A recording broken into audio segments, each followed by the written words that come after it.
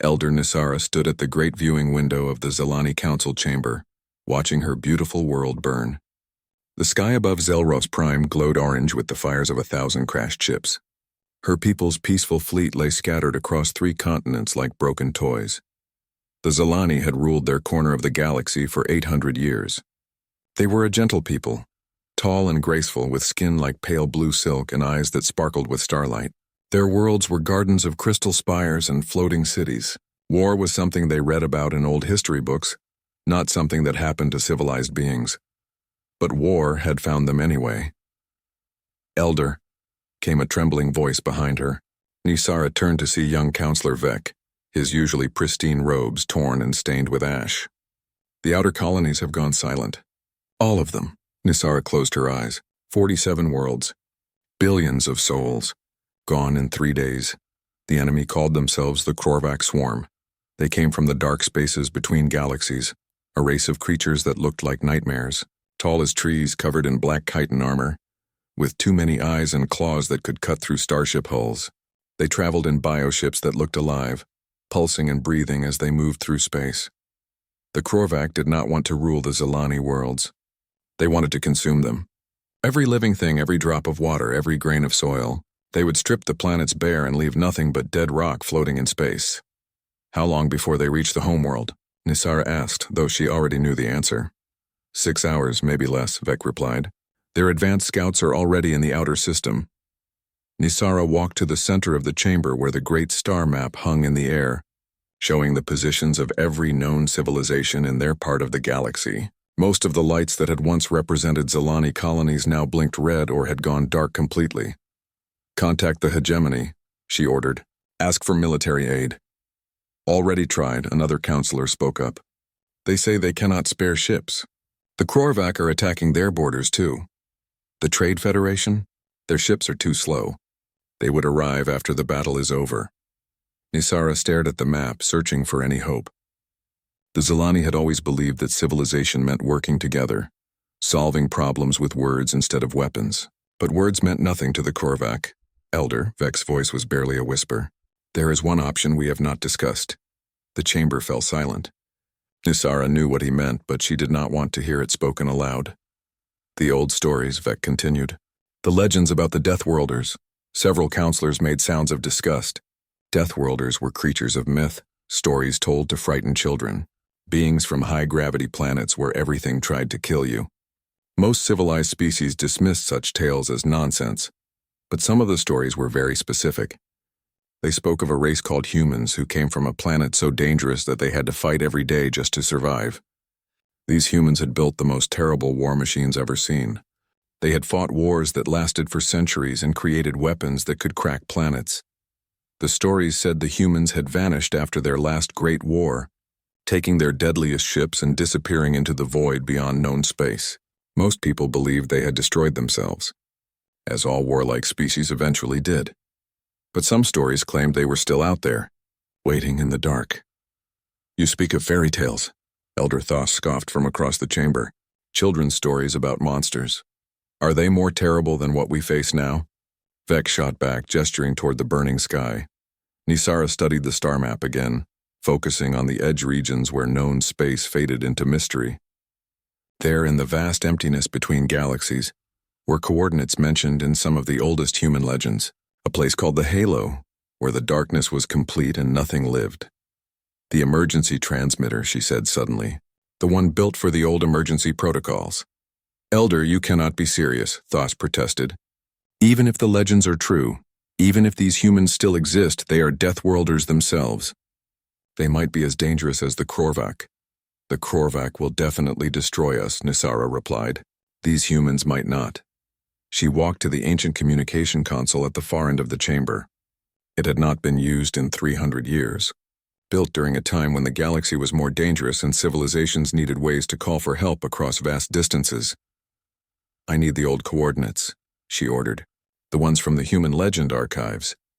The younger counselors hurried to comply, their fingers dancing over holographic displays.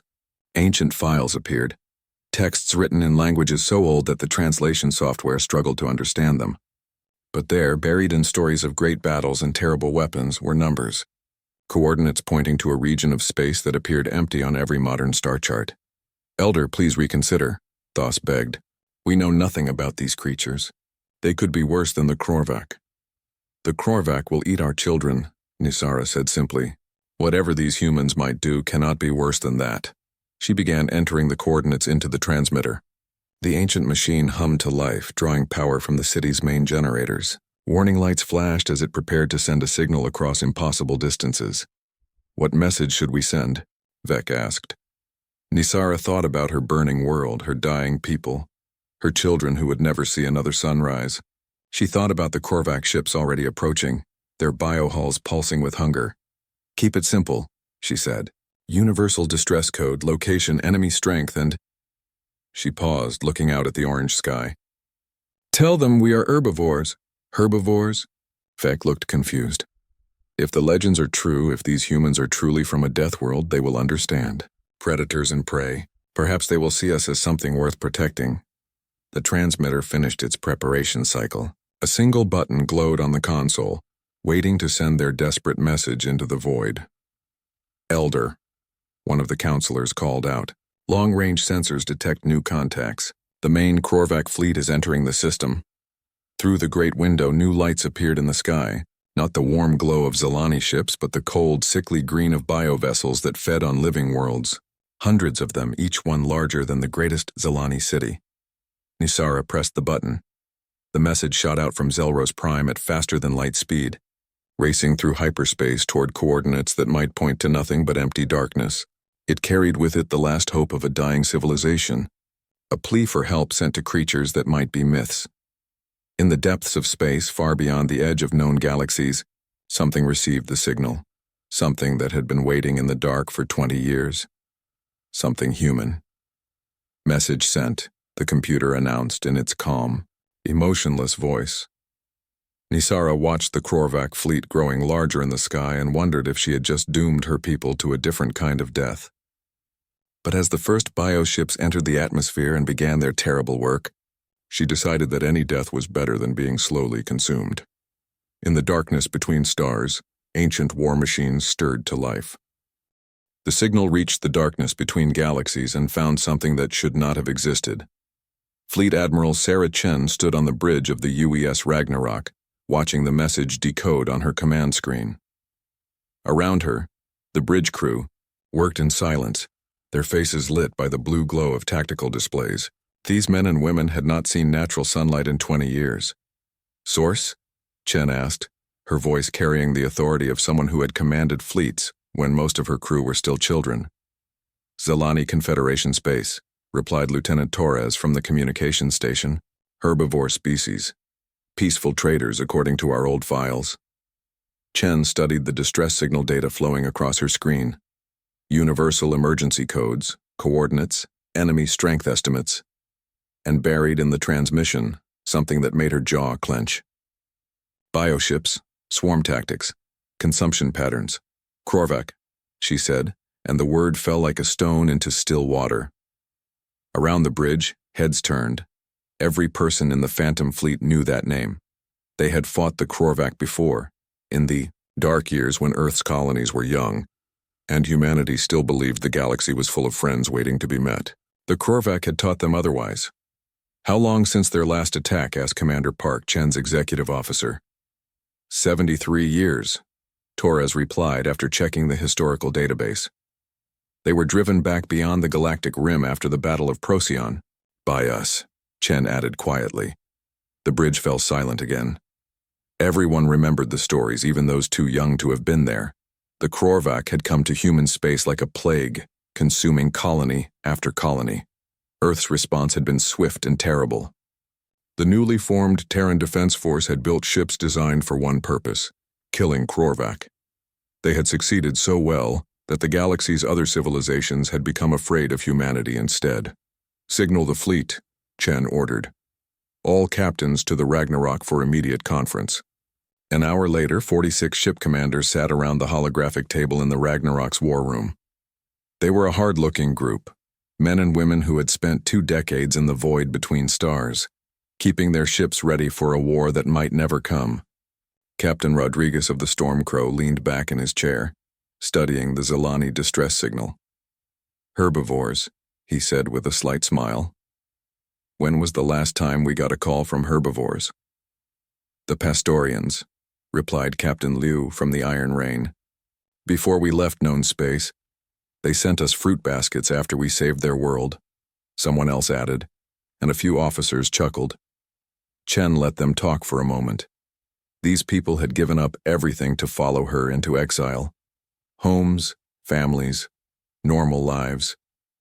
They deserved to have opinions about where their sacrifice led them, but she also knew what the silence between words meant. They were tired of hiding, tired of maintaining ships that never fought, training for battles that never came. They had been the galaxy's monsters once, and some small part of them missed it. The Krorvac will consume everything in that sector, Chen said, bringing the room to order. 47 worlds, billions of civilians. Not our problem, Captain Reeves said from the far end of the table. We left to get away from exactly this kind of thing. Did we? Chen asked. Or did we leave so we would be ready when this kind of thing found us again? The question hung in the air like smoke. These were Earth's finest military officers, people who had volunteered to take humanity's deadliest weapons and disappear into the void rather than see them dismantled. The official reason was exile. The real reason was more complicated. They were humanity's insurance policy. The Krorvac don't stop, Rodriguez said slowly. They never stop. If they're active again, they'll keep spreading until someone stops them. And if no one can? Asked Captain Singh of the Void Hunter. Then they keep going until they reach the inner systems, Chen replied. Until they reach Earth. The room fell silent again, but this time the silence was different. Earth was far away, protected by layers of defenses and allied fleets. But the Krorvac were patient. They could spend centuries working their way through the galaxy's outer regions, growing stronger with each world they consumed. Even if we wanted to help, Captain Yamato said. 47 ships against a swarm fleet? The numbers don't work. The numbers never worked for us, Chen replied. That's why we built better ships. She gestured and the holographic display changed to show the Phantom Fleet's current configuration. 47 vessels, each one a masterpiece of human military engineering. Dreadnoughts with armor that could shrug off planet-killing weapons. Carriers loaded with fighters that moved like sharks through space. Destroyers fast enough to dance between asteroids while firing weapons that could crack moons. These were not the ships that had fought the Krorvac 70 years ago. These were the ships humanity had built afterward, when they realized the galaxy would always have monsters in it. The Zilani message was transmitted on emergency frequencies. Chen continued. Every major power in their region will have received it. If no one responds, if the Krorvac are allowed to consume an entire civilization without consequence, what message does that send? That predators rule the galaxy, Liu said quietly, and that peaceful species exist only as long as they're useful to predators, Rodriguez added. Chen nodded. The question is, do we care? For a long moment, no one spoke. Then Captain Singh leaned forward, his scarred hands folded on the table. I didn't come out here to hide, he said. I came out here to be ready. One by one, the other captains nodded agreement. These were people who had chosen duty over comfort, who had given up normal lives to guard a galaxy that feared them. They had not done it to become hermits. Fleet disposition, Chen asked. All ships report ready for immediate deployment, Commander. Park replied from his position at the tactical station. Crews are at 97% efficiency. All weapon systems green. Chen looked around the room one more time, studying the faces of people who had followed her into the dark and never questioned the decision. They were waiting for her. Order, ready to bring humanity's wrath down on an enemy that thought it ruled the galaxy. Signal all ships, she said finally. We are going to war. The captains rose from their chairs and headed for the airlocks, returning to their vessels to prepare for battle. Chen remained behind, staring at the tactical display showing the Zilani system. Somewhere in that distant region of space, herbivores were dying while predators feasted. But predators, Chen had learned long ago, sometimes forgot that there were bigger predators in the dark. She opened a communication channel to the fleet. "All ships, this is Admiral Chen. Set course for the Zelani Confederation. Maximum speed." The Phantom Fleet turned toward known space for the first time in 20 years, 47 ships carrying Earth's promise that some things were worth fighting for. Behind them, the darkness between galaxies settled back into silence, waiting for their return. The Korvac Hive Queen felt the vibrations of victory through her massive bioship. Each destroyed Zelani vessel sent waves of satisfaction through the swarm consciousness. The herbivores had been even weaker than expected, their ships falling apart like paper flowers in a storm. From her throne of living bone at the heart of the Devourer Prime, she watched the tactical display showing her fleet's progress. 3,000 bioships spread across the Zelani system like an infection, consuming everything they touched. Planets were being stripped of their atmosphere and water. Space stations dissolved into their component atoms to feed the swarm. It was perfect. The Korvac had evolved beyond the need for individual thought. Every warrior, every ship, every weapon existed as part of a single mind that spanned light years. They had consumed 1,000 civilizations over the millennia, growing stronger with each victory. No force in the galaxy could stand against them. That was why the new contacts appearing at the edge of the system were merely curious rather than concerning. Hive Queen, the tactical consciousness reported through their shared mind link. 47 vessels dropping out of hyperspace. Configuration unknown. The Hive Queen examined the data flowing through the swarm network. The new ships were small compared to her biovessels. Their hulls made of dead metal instead of living chitin. They moved in formation, maintaining exact distances between vessels like a school of fish. "Species?" she inquired. "Analyzing. Carbon-based. Bilateral symmetry. Height approximately 1.8 meters. Deathworld origin markers detected in ship construction." The Hive Queen paused. Deathworlders were uncommon but not unknown. Species from high-gravity planets with violent ecosystems occasionally produced decent warriors. The Korvac had encountered several such races during their expansion. None had been particularly impressive. "Broadcast surrender terms," she ordered. Standard consumption protocols. But instead of surrender, the unknown fleet responded with something unexpected. They began to accelerate toward the Korvac forces, their formation shifting into an attack pattern. 47 ships against 3,000. The mathematics were laughable. "Deploy combat wings," the Hive Queen commanded. "Destroy them quickly." 600 Korvac bioships moved to intercept the approaching Deathworlders. Each vessel was the size of a city, armed with weapons that could melt continents. Their chitin hulls pulsed with bioluminescent threat displays, a sight that had terrified countless species into immediate surrender. The Deathworlder ships did not surrender. Instead, they opened fire. The first human salvo reached the Korvac line like a wave of concentrated starlight. Plasma cannons, particle beams, and kinetic rounds struck bioship hulls with precision that defied probability. Every shot found weak points, stress fractures, or gaps in armor. 15 Korvac vessels died in the first 30 seconds. The Hive Queen's satisfaction turned to confusion, then to something she had not felt in centuries. Concern. The human fleet moved through space like living things themselves, their ships dancing between Korvac formations with impossible grace. When bioships tried to close for ramming attacks, the humans simply weren't there anymore. When Korvac weapons fired, they struck empty space. The UES Stormcrow rolled sideways through a gap between two bioships, its point defense systems carving through their weapon clusters before they could respond. The UES Iron Rain dropped below the engagement plane, using the gravity well of a nearby gas giant to slingshot itself into. Perfect firing position. Captain Singh watched from the bridge of the Void Hunter as his ship performed maneuvers that violated every conventional rule of space combat. His crew had trained for this moment for 20 years, pushing their bodies and minds beyond normal human limits. "Target the Queen-class vessel," he ordered. Full spread, the Void Hunter's torpedo tubes opened like the mouth of some deep-sea predator. 18 nuclear warheads shot out into space, their guidance systems locked onto the largest bioship in the enemy formation. The Korvac tried to intercept them with point defense fire, but the torpedoes moved in patterns no sane species would attempt. Corkscrews, figure eights, random, walks through three-dimensional space. 11 torpedoes reached their target. The explosion lit up the UA system like a new star being born. When the light faded, the Queen-class bioship was drifting dead in space. Its living hull split open like a broken egg. The Hive Queen felt the death of 600 warriors through the swarm link, their consciousness simply vanishing from the network. In 3 minutes of combat, the Deathworlders had destroyed more Korvac vessels than most species managed in entire wars. Analysis, she demanded. The tactical consciousness struggled to process what it was seeing.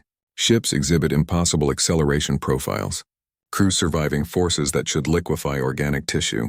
Weapons targeting systems beyond known parameters. How? The Hive Queen asked. Unknown. Possibility.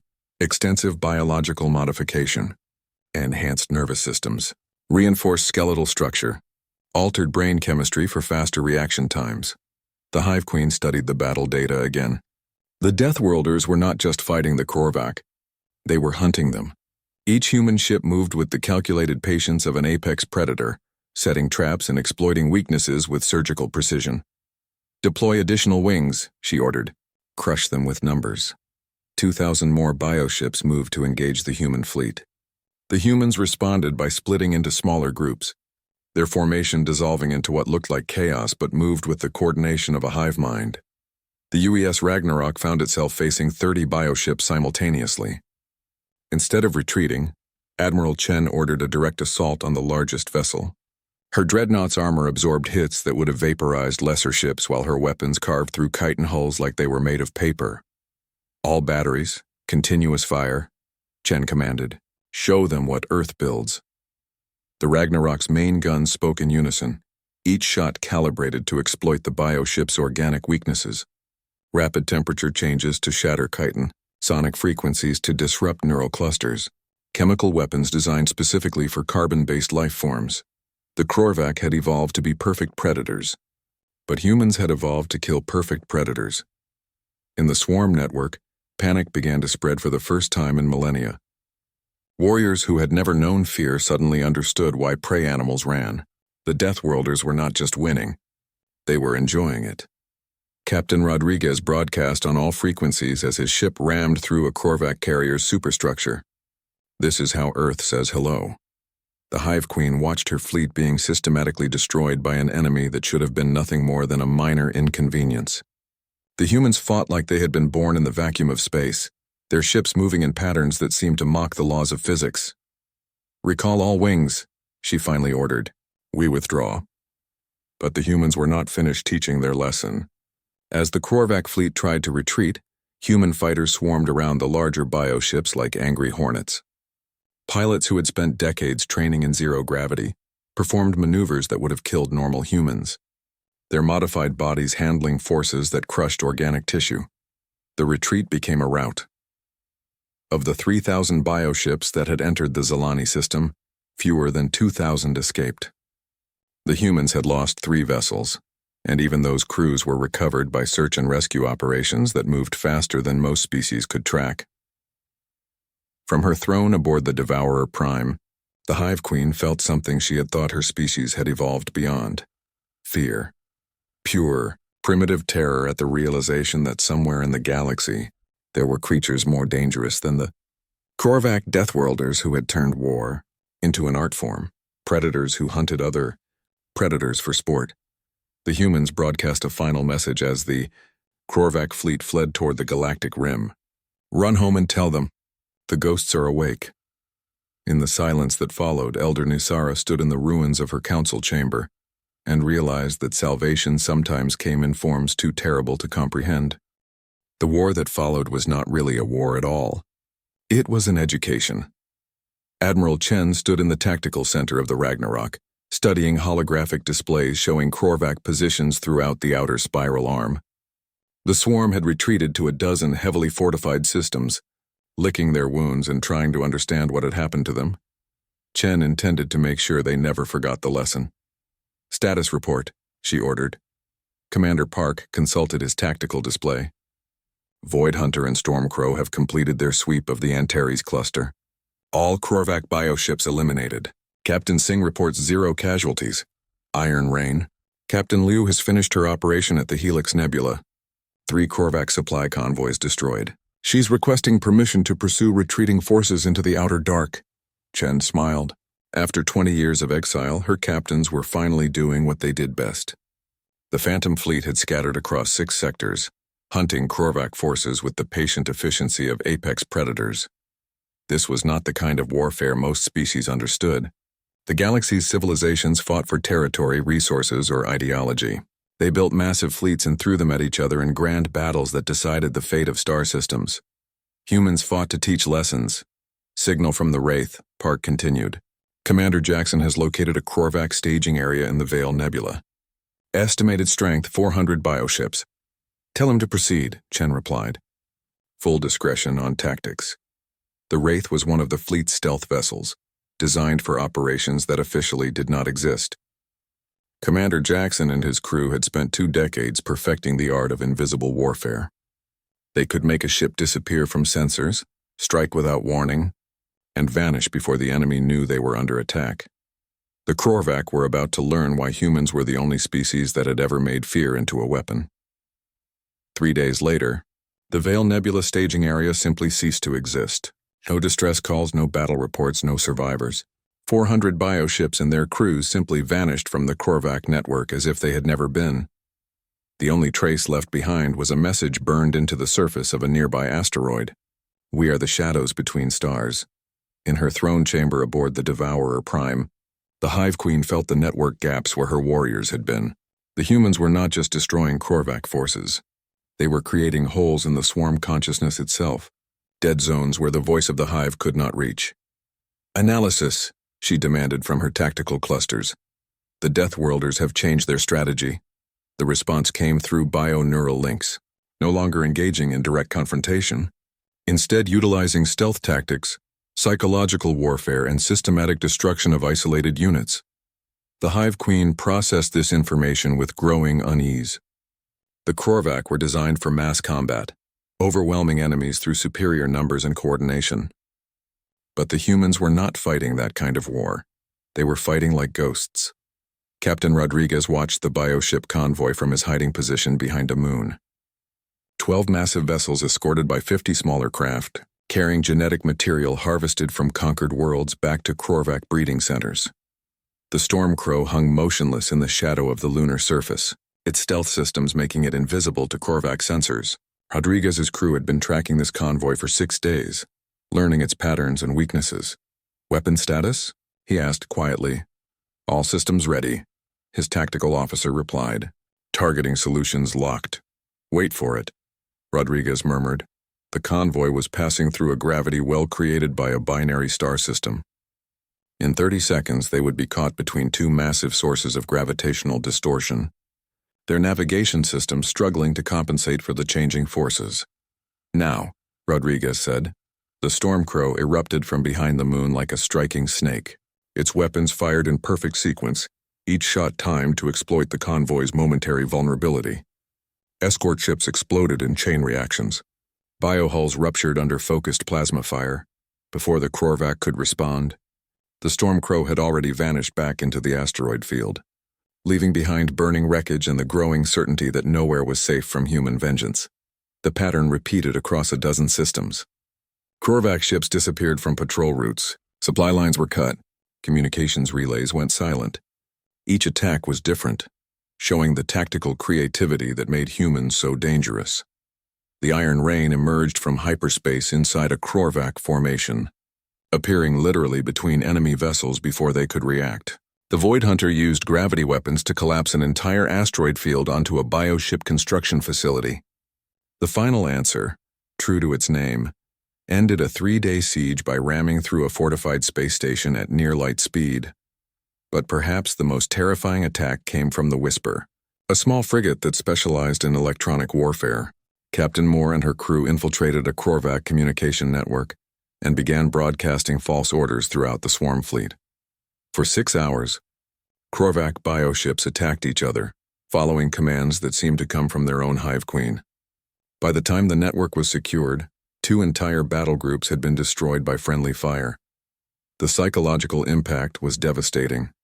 If the humans could corrupt the sacred link between swarm units, if they could turn the Korvac's greatest strength into a weakness, Then nothing was certain anymore. In the depths of space, Admiral Chen received reports from her scattered fleet. Each successful operation was another nail in the Korvac coffin. Another demonstration that Earth's children had grown beyond the need for fair fights. "Admiral," Park reported, "we're receiving communications from several major civilizations. The Hegemony, the Trade Federation, even the Christek Empire. They're all asking about our activities." Chen was not surprised. The Phantom Fleet's war against the Korvac was sending shockwaves through the galaxy. Species that had dismissed human stories as myths were suddenly forced to confront the reality that somewhere in the darkness, Earth's most dangerous children were still very much alive. "What do they want?" she asked. Most of them were offering support: ships, supplies, tactical intelligence. "The Hegemony wants to send a full battle fleet to assist us." Chen considered this. After 20 years of isolation, the galaxy's major powers were suddenly eager to be humanity's friends again. It would have been amusing if it weren't so predictable. "Decline all offers," she said finally. "This is humanity's problem to solve. And if they insist?" Chen looked at the tactical display showing the positions of her scattered fleet. 44 ships hunting across 6 sectors, each one carrying enough firepower to crack a planet. Her crews were operating at peak efficiency, their decades of training finally being put to use. "Then remind them that we chose exile for a reason," she said. "We don't need help to be monsters," the hunt continued. Day by day, the Korvac network grew smaller as human ghosts picked off isolated units and supply convoys. What had started as a lesson was becoming an extinction event. And in the dark spaces between stars, other predator species began to understand a fundamental truth about the galaxy. There was always something bigger in the water. The humans were coming home. The last Korvac bioship died alone in the emptiness between galaxies, its hull split open like a broken flower. The Wraith hung motionless nearby, watching life support systems fail and atmospheric gases vent into space. Commander Jackson studied the readings on his tactical display. No other Korvac vessels within 50 light-years. No distress signals. No witnesses. "That's the last of them," his tactical officer reported. "The swarm is extinct," Jackson nodded. After 6 months of hunting, the Phantom Fleet had tracked down every remaining Korvac vessel and eliminated them with surgical precision. What had once been a galactic threat was now scattered debris floating in the void. "Signal Admiral Chen," he ordered. "Operation closure is complete." 3 days later, the Phantom Fleet gathered in the ruins of the Zelani system. 44 ships hung in formation around the shattered remains of what had once been beautiful worlds. The Korvac had been thorough in their consumption, leaving behind only dead rock and empty space. Admiral Chen stood on the observation deck of the Ragnarok, looking out at the graveyard that had once been a civilization. Elder Nisara floated beside her in a portable life support unit, one of only a few thousand Zelani survivors scattered across refugee ships. "They're gone," Nisara said, her voice carrying a mixture of relief and disbelief. "The Korvac are truly gone." "Yes," Chen replied simply. "How many?" "All of them. Every ship, every warrior, every bioconstruct. The species is extinct." Nisara was quiet for a long moment, processing the magnitude of what the humans had accomplished. An entire civilization erased from existence in 6 months by 47 ships. "Why?" she asked finally. Chen turned to look at the alien survivor. "Why what? Why did you do this for us?" "You owe us nothing. We had never even met before I sent that distress signal." Chen considered the question. It was one her own officers had asked during the long hunt through the outer systems. Why risk everything for strangers? Why come out of exile to fight someone else's war? "Because someone had to," she said finally. "The galaxy is full of civilizations like yours. Peaceful people who build beautiful things and try to make life better for everyone. But it's also full of predators like the Korvac, who see that beauty as something to consume." She gestured toward the tactical display showing the positions of major galactic civilizations. Most species fight to protect themselves. Humans fight to protect the idea that peaceful civilizations should be allowed to exist. "Even if those civilizations fear you?" Chen smiled, but there was no warmth in it. "Especially then. Fear means respect. Respect means they remember the lesson." A communication alert chimed through the ship's speakers. Commander Park's voice followed. "Admiral, we're receiving multiple signals from the inner systems. The Hegemony wants to send a diplomatic mission to meet with us. The Trade Federation is offering permanent military contracts. The Christek Empire wants to negotiate mutual defense treaties. Of course they do, Chen said. She opened a fleet-wide communication channel. All ships, this is Admiral Chen. Prepare for departure. Where are we going? Nisara asked. Home, Chen replied. Back to the dark. But why? The galaxy needs you. There will be other threats, other predators. Chen looked out at the space where the Zilani homeworld had once spun in peaceful orbit around its star. Now there was only an asteroid field slowly dispersing into the cosmic background. The galaxy has guardians, she said. They're called navies, defense forces, and mutual protection treaties. They exist to handle normal threats. We exist to handle the threats that make normal people wake up screaming. She turned away from the window, heading back toward the bridge. The Krorvac were a galactic-level extinction event. The kind of enemy that appears once every few centuries and threatens to consume everything. Now they're gone, and it will be decades before something similar emerges. And when it does, we'll be waiting. An hour later, the Phantom Fleet began its journey back to the void between galaxies. One by one, the ships engaged their hyperdrives and vanished into the darkness beyond known space. Elder Nisara watched them go from the bridge of her refugee vessel, trying to understand the creatures who had saved her people. They were leaving as quietly as they had arrived, refusing all offers of gratitude or alliance. She thought about Admiral Chen's final words before departing. Tell the galaxy that the ghosts are still watching. Tell them that some things are still worth protecting, and some people are still willing to be monsters so that others don't have to. The last ship to leave was the Ragnarok itself. As it powered up its hyperdrive, a final transmission reached the Zilani survivors. We are the shadows between stars. We are the price of peace. We are what stands between the light and the dark. Remember this. Then they were gone, leaving behind only empty space and the growing legend of humanity's phantom guardians. In the weeks that followed, the story spread throughout known space, how 47 human ships had emerged from myth to destroy an enemy that had consumed countless civilizations, how they had fought with tactics that defied understanding and weapons that seemed to bend the laws of physics. Some species dismissed the reports as propaganda. Others began building shrines to honor the mysterious Deathworlders who had saved the galaxy from darkness. But in the highest levels of galactic civilization, among the admirals and ministers who made decisions about war and peace, a new understanding emerged. Humanity was still out there, still watching, still ready to remind the galaxy that some lines should never be crossed. In the dark spaces between galaxies, the Phantom Fleet settled back into its eternal patrol. Ships that had been built to fight monsters resumed their vigil, waiting for the next time someone would need to call ghosts from the void. Admiral Chen stood on her bridge, looking out at the infinite darkness that had become humanity's home. Around her, the fleet spread out in formation, 44 ships carrying Earth's promise that the galaxy's children would always have protectors, even if those protectors were the things that nightmares were made of. The coordinates were still there, buried in ancient databases and whispered legends. Any civilization desperate enough to call for help from the darkness would find them, just as the Zilani had. And when they did, they would discover that humanity had never really left.